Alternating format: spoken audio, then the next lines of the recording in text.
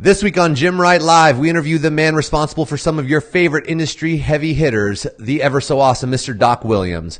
For all of you listening to this via podcast, be sure to check out the video version of this interview and the extensive show notes at gymwright.com. And if you're enjoying the show, please leave us a 5-star rating and written review. If you'd like to watch the show live, we record every Friday in the network, which is our free private Facebook group for the motivated gym owners of the world to share the best tricks and help each other build the best businesses possible. Join the network today and join the conversation. All right, back to the show.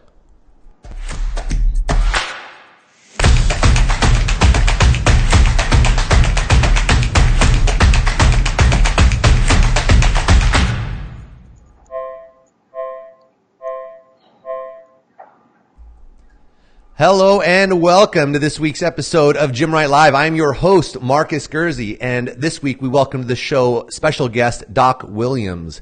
Doc runs an agency known as the Toolkit Agency, helping those looking to build their personal brands, build massive followings, and even shows them how to monetize those followings in a way that is authentic to them. He is a tech nerd that pairs the power of storytelling with tech to build brands. So if you're someone who has ambitions of building a name for yourself in a big way, watch this episode because he is about to share his process with us. Doc, absolute pleasure to have you on the show, my man. Welcome. Thanks so much for having me, Marcus. Excited, man. All right, man. Now, Doc, you have a pretty darn unique niche with what you do. As a matter of fact, I don't know really anyone else who does what you do the way that you do it. And so how did you even get into this unique area of specialization? It's a kind of weird and twisty turn of events, but basically I started out as a box owner when I was 23 years old.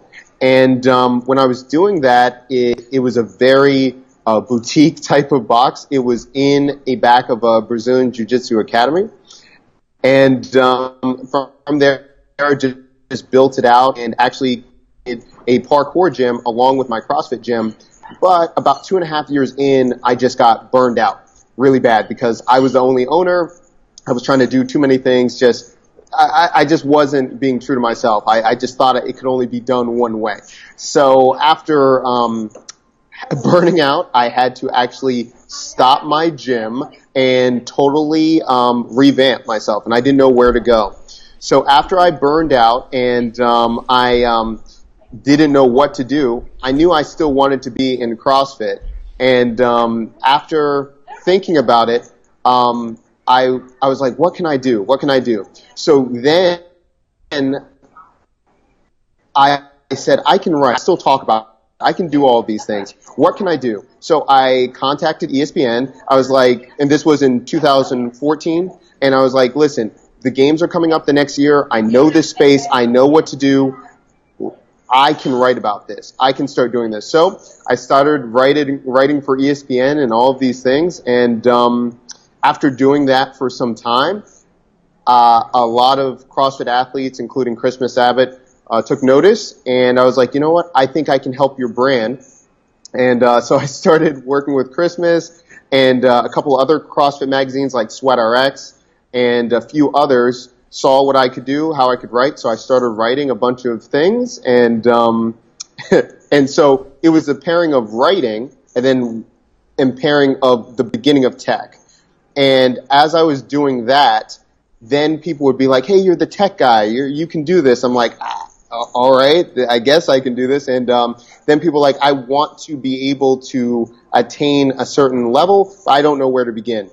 Well, being in all these other companies, I'd learned enough and I could start putting these pieces together that I started building all these packages custom for different athletes and different brands. So I had the background in fitness. I already had the gym, and then I went full force into tech and trying to help people build their brand that way.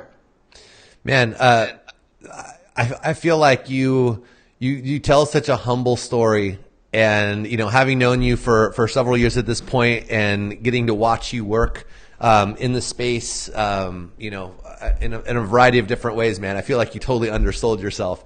You do what you do extremely well, and you've made a massive impact on some people that I know personally, their careers, their businesses. So You know your tech, you know how to market, you understand PR, you know how to write, and you've just found this way of helping people build these brands. So for those of you watching today, we're going to dive into his process. Doc has been kind enough to share with the network and with those of you listening on the podcast his process and where he begins with someone who's like, hey, I have a bigger vision and I'm not really sure what the hell to do with this. And where do I begin? So, Doc, you gave us some lessons that we shared in the network over the course of the last 4 days, right? So we had kind of part 1, 2, 3, 4. Can you give us an overview for those who aren't in the network yet?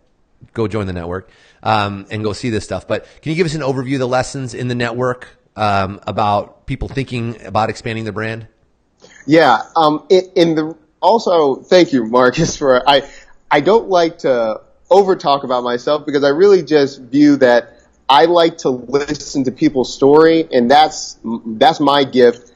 If I had one, I like hearing other people's story and then helping them change their industry, change that. So really it's just listening and then seeing how the story can change based on how you can impact the most people. So with the lessons, as we're going through the different stages, really it started with what would you like to change about the fitness industry? And that was the first step that we proposed in the network, in the group, because you have to figure out what drives you, what motivates you to want to change.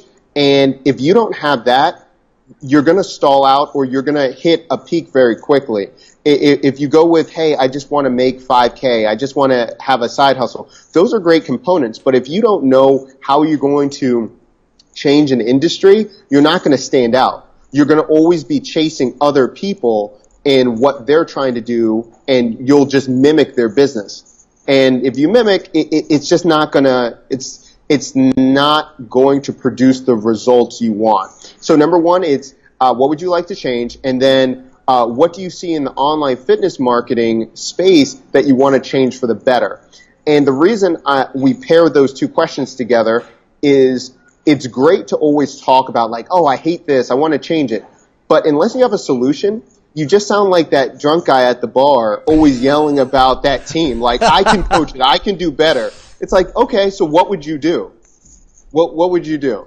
So that's step one. That's step one. Okay. Yeah. And I know you got some people's attention with these questions, by the way. I had some coaching calls throughout the week and people were like, man, I saw that post. And I thought when I read the first question, I thought I had the answer. And then I read the second question and then I was like, crap, I'm not sure. And it gets your juices flowing. It forces a deeper perspective. Okay. So part 2, we had what makes your methodology or training special, and then think about your impact on a specific type of person. How can you improve it? Tell us about that. So basically, you've got to, so many times people say, I just want to change something and I can't put my finger on it. If you stop there and you don't think about what makes you special as your methodology or training, people can't identify what makes you special. So you have to really think about introspectively, like, what is my methodology? What have I created that is so much different? Now, the thing is, everyone takes or steals things from other people, but you make it your own. How can you put it in a concise way that really stands out for someone? We can think about CrossFit, but think about all the different types of online training. You have Invictus, you have Brute Strength, you have MASH, all of these other ones that they're standing out because their training style or their methodology is different. They're all playing in the same area, but they're standing out based on their methodology. I think that's such an important point because so many people just stop at the easy answer like, oh, I'm a CrossFit gym, and they start talking about why CrossFit is different. And you're missing the opportunity here. It's not about why is CrossFit different. It's like, why is how you teach CrossFit different? So why is active different? And what makes us unique, and being able to articulate that in a concise way to where someone goes, oh, got it. Like elevator pitch style, right? You have to be able to give someone in, let's say, 60 seconds or less, enough reason to want to continue the conversation. Yeah, exactly. And one of the things that I found tricky about that, before, when I was always trying to explain my methodology or how I worked with clients, I was too far in where I was using all these buzzwords and I was trying to make it sound really fancy. But the thing is, all you do is ask people that have been impacted by your training or methodology to describe it back to you. And you can really find a lot of gems that make it simple for people to understand, to distill down what makes you special. Mm-hmm. And so it takes time, but first write down what you think makes you special, your methodology and training. Then ask some of your best clients, how do they view you? What makes you special? And it's usually the blend of the two that really make you stand out. Love that. Okay, step 3. How do you want to impact your industry? Do you want to create a signature service or product? Do you want to be viewed as an expert? Mm-hmm. So basically, when you're talking about that, so many times people just are reactionary in social media and they're like, oh, I need to be a personality, or I would love to have this kind of money. What really needs to be important is, do you want to be the face of something where you're going to be iconic and go through this? Or do you want to create something where you are known to create this type of product and you can step away from it? That's really important because yeah, it is. Once you get to a certain point, there's going to be a point where you might be like, oh, I hate this. I hate talking to people. I hate being in front of people. Well, you've got to be prepared for that, because if you're putting yourself front and center, listen, you signed up for this ball game. This is what you're going to be doing. So you've got to decide before you even set foot or begin expanding your brand, you have to decide where you want to be. And if you want to be a mixture of that, you've got to decide on percentages. Hey, at the beginning, I want to be 50-50, but later on I want to back out, and you've got to plan for that. You've got to plan if you're going to bring in guest stars, where you're always going to be empowering other people and they're going to be testing out your methodology, but you're going to put them at the front end. I think of some types, we go back to, look at Greg, right? Greg was there at the beginning, but really when the CrossFit Games picked up, what did he do? He empowered the winners, the game participants, to really be at the forefront of that. And Greg really, slid towards the background. That's a really good design, but you've got to decide what makes you happy. How would you like to do this in the next 6 months, 2 years? If you're trying to build a legacy brand, where do you want to be 10 years from now? Do you still want to be on stage doing this? Or do you want to just be kind of the man behind it or woman behind it, and people are talking about your methodology or your training practices? I think for those of you listening who are gym owners, which is pretty much everybody, this also applies to the gym business itself, not just to you building a separate brand for yourself, whether that be online programming or whatever. You're a nutrition guru or whatever. This applies to how you run your gym. Because a lot of times when they start their gym, they start it as the star of the show, and it's all about them, and they are the one making the relationships and doing everything.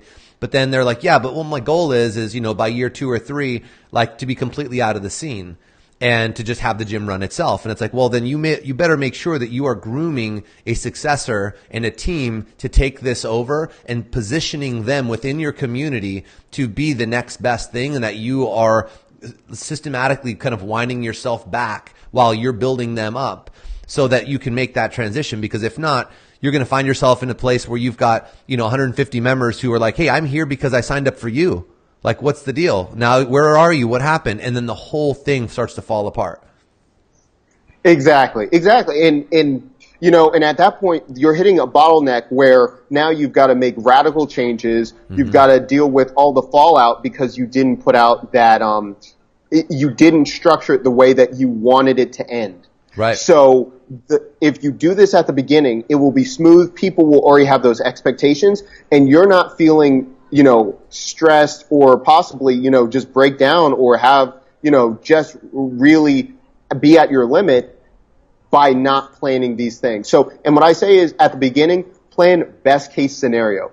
Do this for the best case. Do not say, one day if it gets big enough to do this. You have to start this at the very start of the business. So that's the thing. Be intentional about where you want to go and make it happen.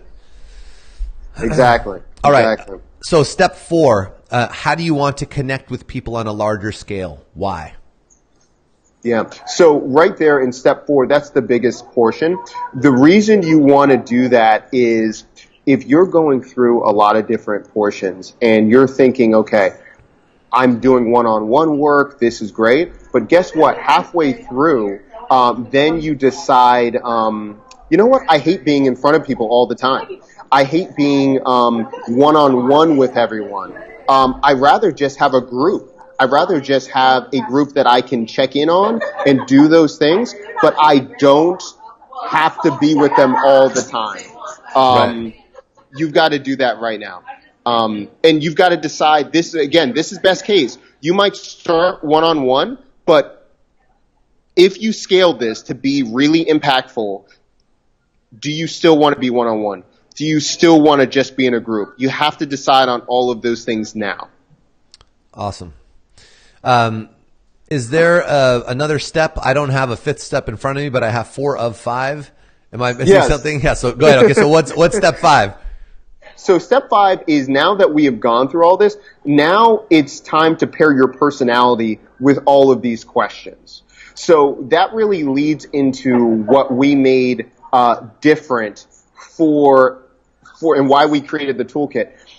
The problem is, so many people go through these exercises, right? And they're like, oh, I know what to do next. Now I'm going to do podcasting. Now I'm going to do all these other mediums to try this out. But the problem is, they're forgetting something very important. You have to take stock of what your personality is, and you have to align whatever these 4 steps are before you start with your personality. And so we created something called the 3 Path to Success, and it's almost like a Myers-Briggs test, but for personality, for marketing as well. So that's what we've really done here. So the last step, step 5, is taking the 3 paths to success for fitness entrepreneurs, and that's what we've done. Yeah, I actually I took the test last week. I sent you my my answers, and I thought it was actually really interesting what it spit out, and it kind of pulled. I'm kind of a fan of taking all these different personal assessments and performance assessments and all that, and it really pulled from a couple of different ones to create what I thought was a pretty damn good synopsis. So I was the explorer, the content generator, which I thought was kind of funny. So, all right. So now that we've got the 5 steps, right? So go and take this. Which, by the way, guys, if you're watching this or listening to this, we'll put the link to the 3 Paths to Success on Doc's website in the show notes for you and in the comments. So sit tight. We'll get that to you here shortly. But so now you wanted to intro a new way of building a brand based around your personality. So how does this work? Yeah. So basically what happens is, this is really a section to take away the ego or what you think you're great at, and kind of introspectively, what makes you motivated, what makes you happy about doing this type of work. So tons of people will sometimes be like, well, I like being on stage, I like doing this, but are you good at it naturally? Do you find energy when you're doing this? So these questions are based around your skill level, your energy, being around how you interact with people. And this is, a lot of times we used to do this in real time and basically just an assessment that would take an hour, but we distilled it down to about 23 questions, and we built it. Everyone falls into these 3 categories. Like, we've done this for almost 5 years, and it's not like we just did this in a weekend. We've really looked at this, and what we've found is people fall into the 3 different categories. And the 3 categories is basically, you're the showman, the presenter, or explorer. And based on that, you're going to have a natural ability to do something better than others. So instead of saying, hey, let's just build a podcast out for you, let's do this, let's look at your personality, and based on the 3 different attributes, we only build the type of content, the medium, and the connection with your audience based on your personality. That's awesome. So can you give us some examples? Like, so if I give you, like, for example, my profile, I don't know if you have it up in front of you, but like what I sent you. So where would we begin? So it was guides. It was try creating blogs, tutorials of courses on specific topics. Then you had, we had the late night show, create a study on a person or subject you're interested in. You can choose the format such as podcast interviews, video, etc. And then, creating an experience, creating an event to remote location or local event. Like, these are all things that speak to me, which I thought was so cool because, like I said, you hit on all these different things. So what would I do with this? So what you do is basically there's three different options, and what we do is we say, okay, we're going to pick one at a time, and from there we're going to then see what connects with your audience, right? So tons of times people will be like, oh, I'm just going to pick guides or an experience. Well, but what does your audience, after we did an inventory, what do they want? So, for example, if you're a gym owner and you're saying, hey, I want to impact people and have my methodology used with other trainers. Okay, so those trainers, if you ask that audience to create this guide, do they want to raise their hand and actually get your guide? If you said, hey, I want to interview different people and I want to have a carousel of different guest stars, does your audience raise their hand? They're like, that's a great idea. The last part is, hey, I'm trying to do a retreat. These are the things that we would cover. This is what we're trying to do. Can we do that? Do you want to be a part of it? So it's really testing out the waters and then seeing what excites your audience too. Because if you do it like, hey, I want to create an experience. So you spend 9 months creating an experience and then you show it to your audience and no one raises their hand. You just wasted 9 months of all of this stuff. So it's really A/B testing. It's really trial and error. Now, guess what? You might say like, hey, I want to do a late night show. I want to do guides. I want to do an experience. Well, that's great, and that might be long term, but what can you do to excite people right now that will get people to want to invest in you, that want to be part of you? You have to decide on that at your starting point. And then people will talk about you, all of these things, but you have to create stuff that people want. I know that sounds generic, but if you don't do that, thinking you have the best idea, but guess what? It might not be what the audience wants. And you actually work with your clients in helping them identify what that is, right? Exactly. And so what we're doing is, this goes into the next part.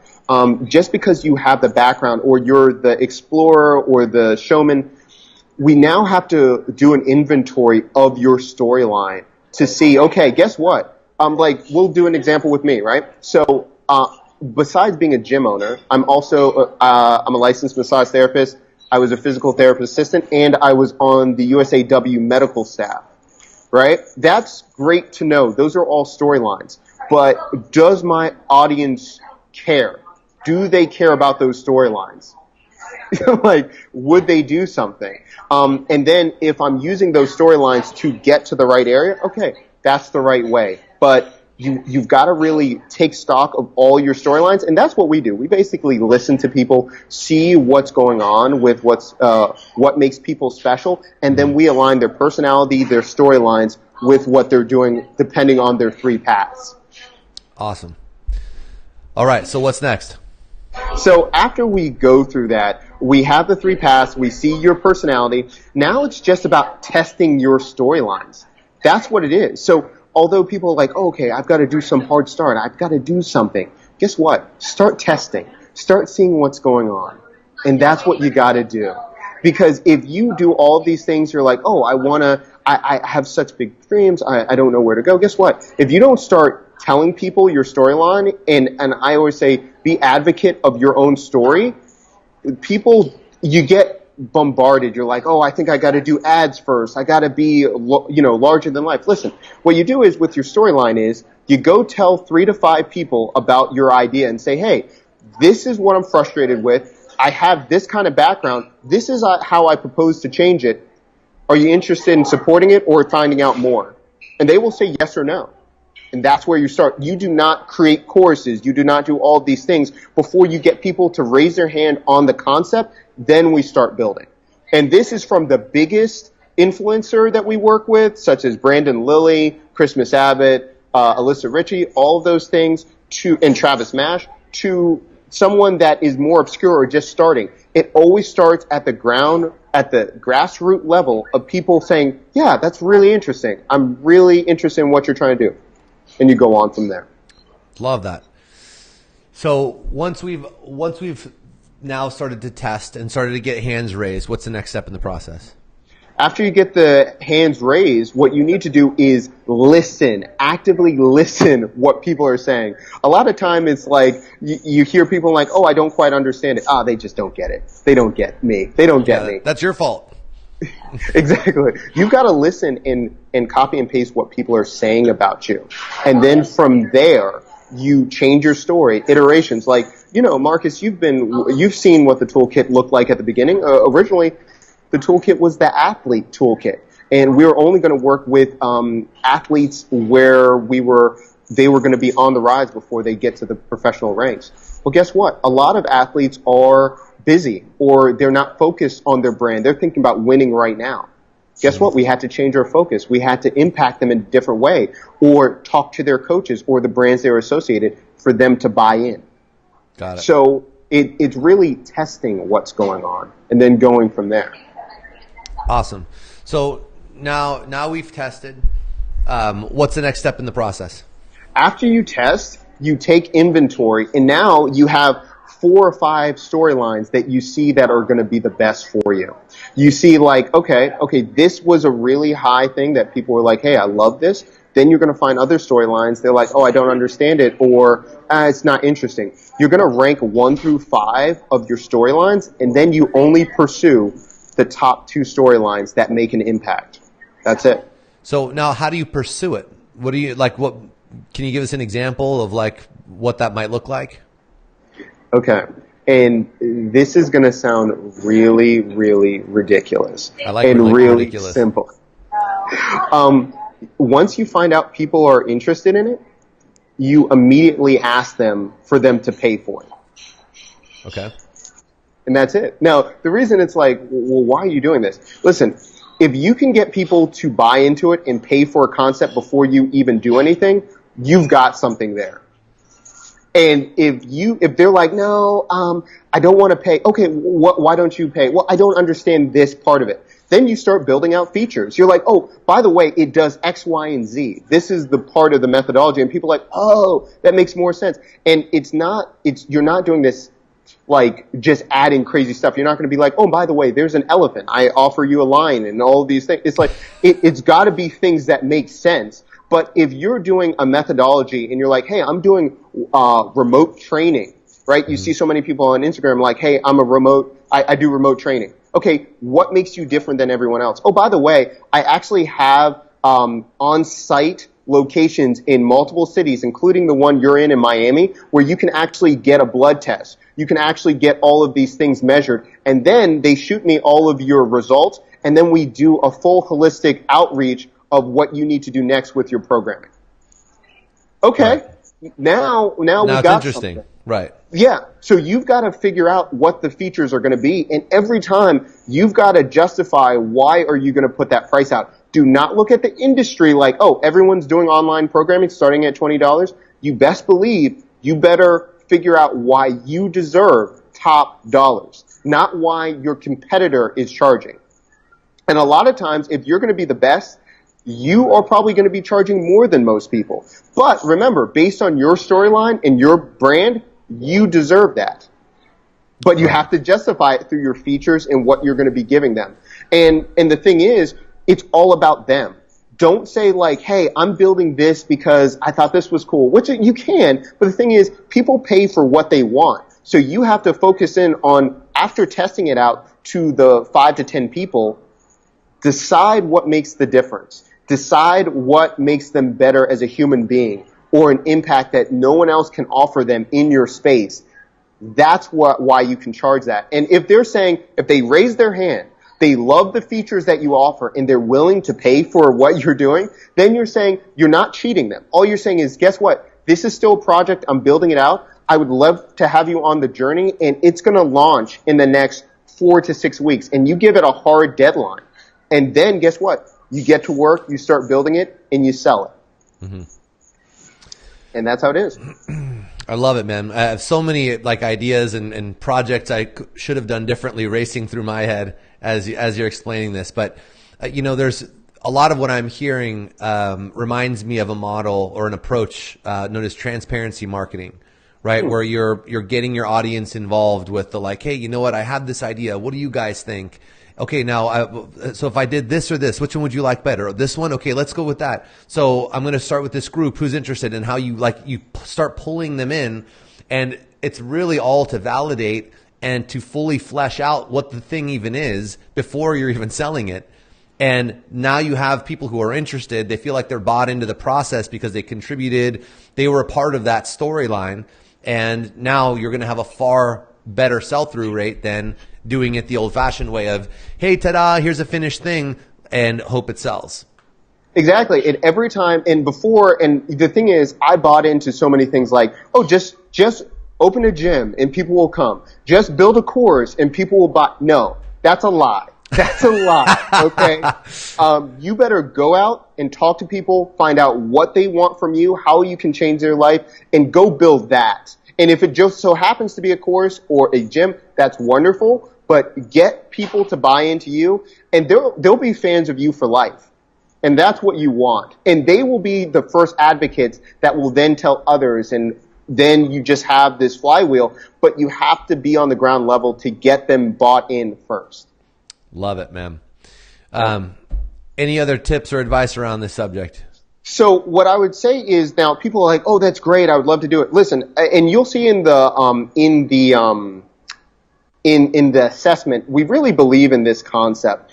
And you have to have an inventory of storylines, because guess what? Your first storyline, it might not work. You might think it's your best storyline. It might not work. But like, to be honest, originally I wanted to do something with physical therapy and massage therapy in the space. But guess what? Who did I have in front of me? I had Kelly Starrett. I had all of these other ones.